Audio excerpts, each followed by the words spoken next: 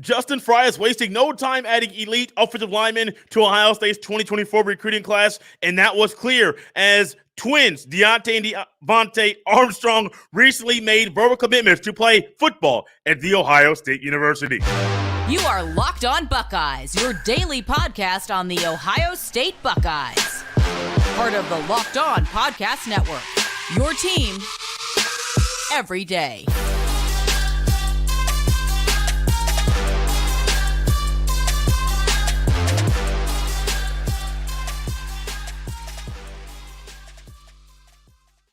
What is up, Buckeye fans? Welcome back to another episode of Locked On Buckeyes for the Locked On Podcast Network. I'm your host, Jay Stevens, also the host of the Jay Stevens Podcast. It is Wednesday, March 29th in the year 2023, and this episode is brought to you by FanDuel Sportsbook, official sportsbook of Locked On. Make every moment more. Visit FanDuel.com/locked on today to get started. During this episode, we welcome back to the show John Garcia Jr. He is Locked On's football recruiting insider. John and I go in depth and discuss things you'll love about twin verbal commitments from Deontae and Devontae Armstrong. They are in-state prospects that go to St. Edwards High School. We also go over Max Anderson, a talented offensive lineman from the state of Texas. He recently announced his top 8, and the Buckeyes are in that exclusive group. Ryan Day, Ohio State, they're not shying away from going after and locking down the state of Ohio and stockpiling all the elite talent they can from this state, and that's clear. As two twins, of course, twins are double. As twins, Devontae and Deontae Armstrong recently made verbal commitments to The Ohio State University. And joining us now here on Locked On Buckeyes, it is our favorite person to have on to talk about Buckeye commits and the recruiting trail going on at Ohio State. Is John Garcia Jr. He is Locked On's football recruiting insider. John, how you doing today? I'm doing well, Jay. Not as well as your audience, though. The commitments are starting to roll in, and I feel the momentum on the way there in Columbus, so it should be a fun stretch. John, there are 4 offensive lineman commitments in this class right now, and the senior year for these athletes hasn't even started. We got Mark, I believe it's Mark Nave, Ian Moore, and we got 2 twins from the state of Ohio, St. Edwards, that high school there in Lakewood, Ohio, Deontae and Devontae Armstrong. Last time, John, I literally said I had a list of guys that I wanted to talk to you about, and these guys were in that group of 6. Comes out, they end up committing before you and I get back together. Twins committing, in-state guys. You got to love it. How cool, right? I mean, just forget Ohio State and recruiting and all that. How cool that these guys are good enough to play next to each other, because Deontae plays left tackle. Devontae is the guard there at St. Edwards. To play next to each other in high school and to say, hey, let's just do it together in college on scholarship together, which, you always associate twins like that. But to do so at such a high level is just so rare. So just cool, just a cool human story. But obviously when you shift to recruiting and X's and O's, the Armstrong twins can play.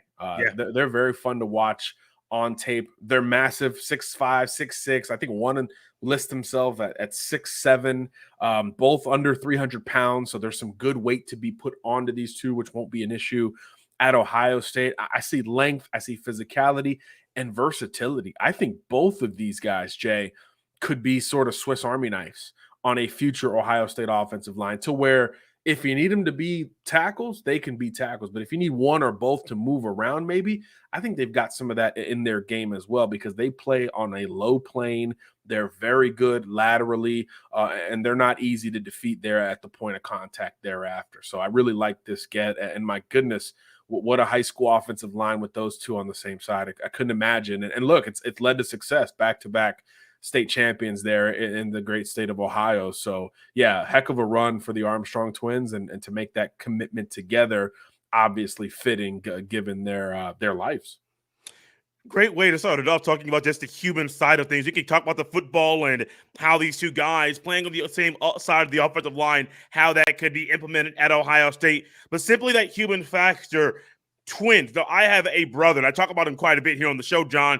And my brother and I we're a couple years apart in grade. I was a senior, he was a sophomore, and we didn't get it wasn't anything like this to where same age, same grade, two elite athletes playing football. It wasn't like that. Now there's a brother connection that we have, but I don't know what the connection is like for twins, man. I'm not a twin. I see what twins, how they interact and how they go about their business. And that connection seems different, man. Seems different than just a brother to brother or sister to sister type of friendship or relationship that you grow up with. And these two guys staying on the same side of the ball, let's just say that happens at Ohio State. I am not forecasting it. Let's just say it happens. There's a connection those two guys could have at left tackle, left guard, or right guard, right tackle. That's different than just even a couple of brothers playing side by side because they're so intertwined, and not just their DNA, but intertwined as far as their relationship growing up and who they are as individuals.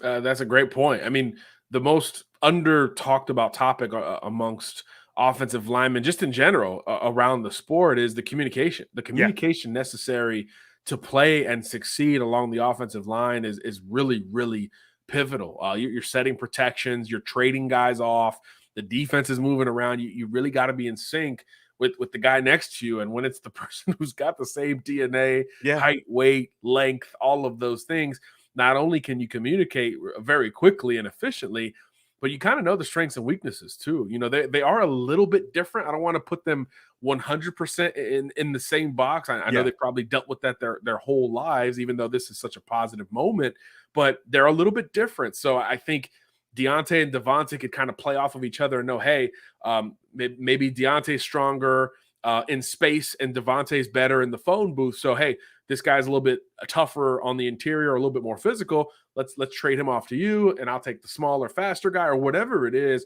That stuff will be nonverbal. It will be understood between those two guys as they continue to play together. So, yeah, just a really cool and unique element that we just don't see in any sport, much less, you know, as big offensive linemen in big-time college football. Just really rare. There are times when doing shows with John or other people that I kind of have these thoughts in my head where I just want to throw up like playing slow pitch softball. You just pitch the ball up, you get out the way because you know the guy's going to knock it out of the park. And I'm just going to ask you a simple question and let you kind of go with it, John. What kind of football players are these two guys?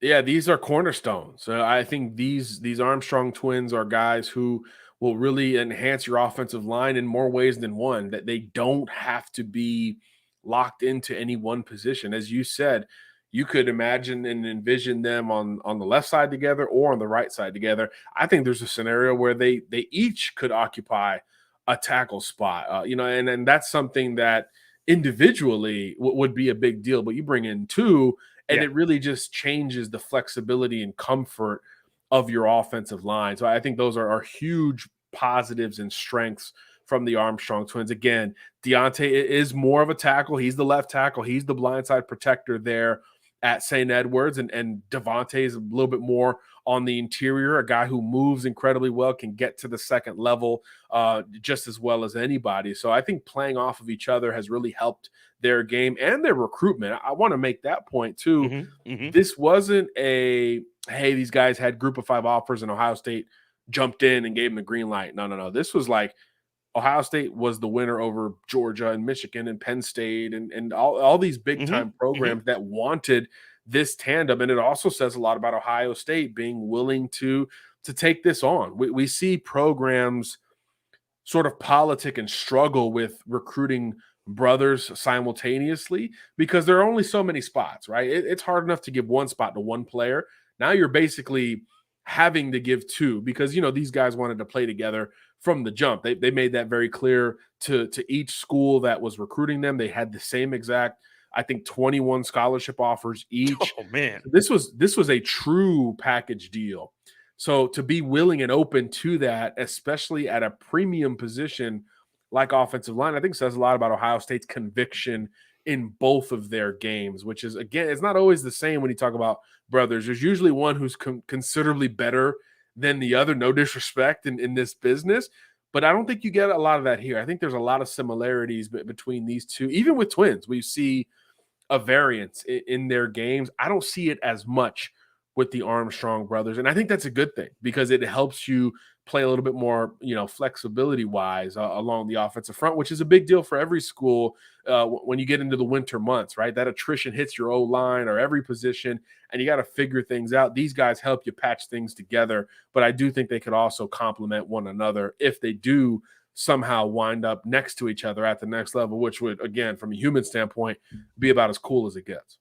John, Ohio State's 2024 recruiting class on the football side currently ranked 7th overall via 247 Sports. But there are numerous, I think almost all the guys in this recruiting class are from the state of Ohio. You have Jeremiah Smith, who's from Hollywood, Florida. You got Ian Moore from New Palestine, Indiana. Then you got Garrett Stover from Sunbury, Ohio. You got Deontae and Devontae from Lakewood, Ohio. You got Mark Nate from Toledo, Ohio. A lot of Ohio kids. And I talked about it last week, and I'm just going to talk about it more because if Ohio State's going to make a statement and say we want to lock up the state with all the talent here because there's elite talent in the state, that's one thing to do it. But then to put it into practice and actually go out there and make it actually happen, I think that says a lot to guys in the state of Ohio, because let's just say Ohio State has an elite quarterback and the likes of an Alabama or Georgia or even a Michigan, a Notre Dame, USC start flocking to Ohio. If Ohio State already has the guys on lock and the guy who that quarterback is throwing the ball to or competing with every Friday, if they're all saying, hey, man, come to Ohio State, we got to build something special, there's a likelihood that quarterback is going to stay in Columbus or go to Columbus to play the football. So I like that they're not only saying what they want to do, but they're putting stock and actually completing the task. I like that. I wouldn't say this if Ohio State didn't have really good to elite talent in the state. I would say something different, like, man, you want to go out somewhere else to get the talent. The Midwest in Ohio has elite talent at the high school level, and it's great to see that Ohio State is not just saying what they want to do, they're actually accomplishing the goal. Yeah, absolutely. 4 of the 6 commitments, as you mentioned, from the state of Ohio, and then Ian Moore is right there next door in Indianapolis. And look, there's a lot of great talent in the state of Ohio. I think there's a few other Ohioans who will end up in this recruiting class when all is said and done. Obviously, there's some great DBs I'm sure we'll talk about at one point. I think Sam Williams-Dixon, the running back who was on campus this past week, and I think he's absolutely a candidate to keep an eye on to potentially play for the home state Buckeyes. But, yeah, it resonates. I mean, you saw on social media when the Armstrong twins committed, that's what the message was. Yeah. It was more about, staying home and putting on for the home state. We just talked about the offer list and the schools that were in on these two. It went well beyond not only Ohio, but the Midwest and the Big Ten, the SEC, the Pac-12. Everybody was involved here for these two. So, yeah, it's a statement grab or 2 statement grabs for Ryan Day, for Justin Frye, who all of a sudden now has, one of the biggest and best O-line classes in the country at 4 verbal commitments already. They're still offering some other recruits. I had one elite recruit today, Jay, tell me, hey, I'd love to hear from Ohio State. He's an O-lineman. He said, hey, but they already have 4 commits. So their plan is already kind of wrapping up with the O-line position. So that's interesting from an outsider's perspective. So now all of a sudden, Justin Frye deserves some props here because he's building a class really quickly. And lucky or not, 3 of the 4 on board right now from the state of Ohio. So that was something that like you said, it's one thing to have the talent home, but you got to bring them home, especially after what happened with Marshall last week, right? You kind of say, okay, is this going to be a turning point one way or the other where Ohio State says, screw it, we're great nationally, let's just keep on that trend? Or does this kind of make you double down on those closer to home? And I think at least in principle, the latter has happened here. John, I grew up and I loved college football, loved Ohio State. Didn't really like what Urban Meyer in Florida did to Ohio State in the national championship game. Sure. But that team that Urban Meyer was building down there and the characters and the NFL talent that was there, it was easy to see. Offense, defense, didn't matter. There was NFL talent all over the field. The Pouncey twins. And I don't really hear about many twins like the Armstrongs that are one are a package deal, but also go to a school such as Ohio State. But the Pouncey twins had a great and a big impact on those Urban Meyer coached Florida Gators football teams. I know it's early. They're still in high school, haven't even played their senior year yet. But do you see a scenario where these 2 athletes, Devontae and Deontae, could have a similar Pouncey twin impact at Ohio State in the future? Well, you certainly hope so from the Ohio State perspective, because the Pouncey twins absolutely, I think what made them so, I would say, unique in that Florida Gator run, which was wild in every sense of Yeah. the word. They were some of the best players, and you're talking about, like you said, a lot of NFL guys. Those two were some of the best players on that roster, but they also were kind of the culture of that roster. Yes. Good, Yes. bad, or indifferent. Yes. They reflected that culture. They were ready to scrap and brawl and lead by that type of a physical example, which in that era of football worked. I mean, it got them both a whole lot of money and time there in the NFL with Steelers, Dolphins, bunch of teams thereafter. So I think that's where it gets really interesting. And by all indication, the Armstrong brothers have a lot of that personality that they're going to bring to the table as well. So it's one thing to be great on the field. And look, if you're getting a scholarship to Ohio State, you're probably pretty good at what you do on Friday nights.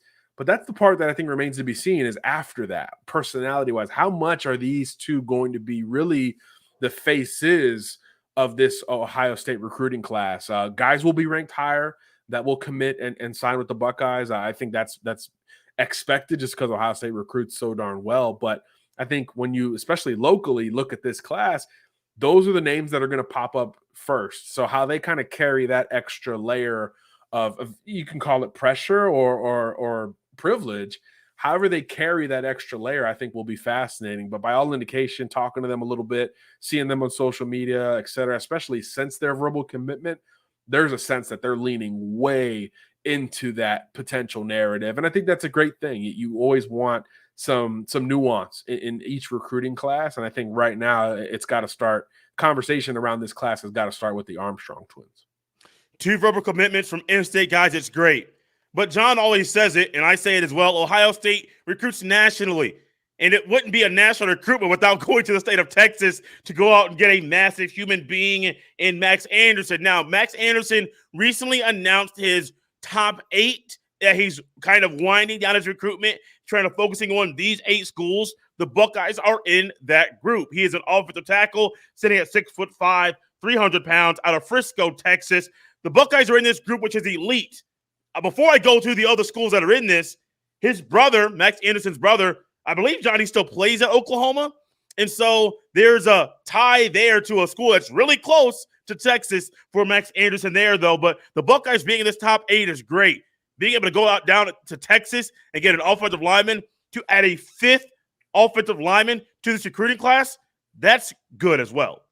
Absolutely. You got to bring in a full class, and it looks like there's still plenty of targets still out there for OSU up front, and Anderson is absolutely one of them. He's actually one of the more recent scholarship offers. I think he got offered right around the time the Armstrong brothers did in the month of January. Yeah. So for Ohio State, it's been about kind of playing catch up in this game. You mentioned the connection to Oklahoma. That's where Max has spent a lot of his time. I think if he does stay close to home, the Sooners are a strong bet, but he's leaning into Big Ten country. I think 3 or 4 programs in the Big Ten made his list. He just visited Ann Arbor, and Michigan is starting to gain some buzz in this recruitment. So I think it becomes a matter of what the timeline looks like, because Ohio State clearly has some work to do in this recruitment. Can you get that first visit? That's really the difference between Ohio State and Michigan here. Michigan just hosted him. He loved it. And now the Wolverines feel like a major player in this recruitment.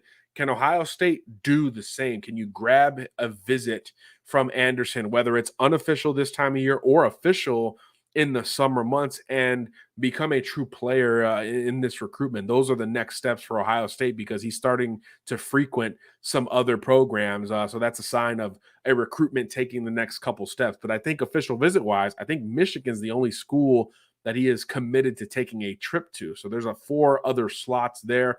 I think Ohio State has to grab one of those, because inevitably those 5 official visit destinations will end up being the 5 schools that Anderson theoretically cuts his list to, because obviously you can't take 8 official visits, even though he just put out that top 8. It'd be nice if you could just go on the school's dime, 8 different places around the country. That'd be amazing to get that rule changed, but I understand why it is 5. The 8 schools in his top 8, John mentioned one of them, Michigan, Oklahoma, Ohio State, Oregon, Arkansas, Tennessee, Alabama, and Georgia. Now, all of these kind of fit together the one that kind of sticks out, not even just so much Tennessee, but Arkansas. Do many Texas kids really view Arkansas as a future destination to play college football? I think on the offensive line they do. Sam Pittman, the head coach there, is an O-line guy, and there's just not a whole lot of schools at the Power 5 level that have that in a head coach. So if there's a position where you could feel like Arkansas could maybe punch above their weight class from a recruiting perspective, it's probably along the O-line, and Pittman is pretty charismatic on top of it. So I think that certainly helps. Think of some of the O-lines he built there at Georgia. And a lot of kids will like that style. They want to be physical. They want to be old school along the offensive front. So I'm assuming that's a big deal for a lot of recruits, including Max Anderson, who has visited Arkansas, if memory serves correctly. So I think that's another factor as well. Again, it's big for the Buckeyes to be there without a visit, but once you get one, I think you can take the next step in a recruitment like that. That is so national. I mean, just think of the schools you just mentioned there. That's as national as it gets. You got the national champs and the front runners there in the SEC, Big Ten country, and of course, schools closer to home in the state and surrounding the state of Texas. That's a true national recruitment for an offensive lineman. But typically, those guys wrap up their recruiting processes a little bit sooner rather than later. So I do think there's a little bit of urgency if Ohio State is really going to stay in this race in particular, but he's definitely worth it. Blue chip recruit across the board, big physical player, can get to the second level, and kind of has that Mauler interior lineman mentality. He wants to bury you. He wants to bury you, and there's a lot of offenses that obviously covet linemen who can do that. Do you think he's more of an inside offensive lineman or an outside tackle at the next level? He works both tackle and guard at the prep level. That physicality and ability to get to the second level and bury folks makes me think interior is the safer bet. But he's 6'5", 300 pounds, as you mentioned. So, he's going to have the frame to potentially flirt with some tackle stuff at the next level. It's just going to be, I think, scheme dependent. A lot of different schemes in those schools that you mentioned. I think at Arkansas, probably a little bit more of a tackle type compared to a school that's going to spread it out more, like an Ohio State or even like an Alabama nowadays. So I think it could be school dependent in terms of where Max lines up. But either way, blue chip recruit, incredibly physical, a guy who's not going to take a lot of time in between enrolling at his new school and making some noise in that rotation. John, last thing here for you. And I just went back and looked at Ohio State's recruiting class from last year, trying to refresh my memory. There are 4 old linemen that signed national letters of intent in the 2023 class. In the 2024 recruiting class, we're in March, and there are already 4 verbal commitments. I understand there's going to be guys that might transfer after spring practice, and there will be guys that go to the NFL and maybe transfer at the end of next season. But with there being 4 guys right now, I wonder if Justin Frye is saying, we're trying to prepare for the future, because college football is kind of unpredictable when it comes to the transfer portal. So I'm kind of leaning that. I'm not saying it's Max Anderson, but I would not be shocked if Ohio State adds a 5th offensive lineman to kind of stockpile that position, because 1, they need to build some depth and add depth. But 2, you never know when guys are going to transfer. It's the nature of the beast. If I can leave after 2 years at a school and I can go somewhere else and play quicker at the new school than I am at the school that I'm at, it might be in my best interest to go to that new school and play sooner. Just all depends on myself, my family, location, and the family dynamic plays a lot into this. But, John, I wouldn't be shocked if Ohio State and Justin Frye add a 5th offensive lineman in this year's recruiting class. Would you be shocked if they did that? Not at all. I mean, this is a position that is so critical to your success. I mean, just look at any recent champion or even contender. O-line play is not going to be poor. That's not going to be the first word that comes to mind. And when you're talking about the highest levels of college football, that means you need to breed that from a competitive standpoint. We know Ohio State's done it on the defensive side. I think the offense has a little bit of room to improve there up front in particular. So, yeah, I think you need as many bodies as possible that you deem worthy of this level of competition. And that class last year, again, we talk about Ohio State being so national. Those 4 O-linemen last year, 3 from the state of Ohio. So you've already matched that number closer to home there as well. But that was a little bit more interior dominant. So I'm curious to see if maybe even a couple other offensive line recruits in 24 could come to light for Ohio State, because I do think they're still clearly recruiting several, and I wonder positionally if they want to continue to push for tackles, or if they view the Armstrong brothers as tackles individually instead of one tackle and maybe one interior guy like they line up on Friday nights.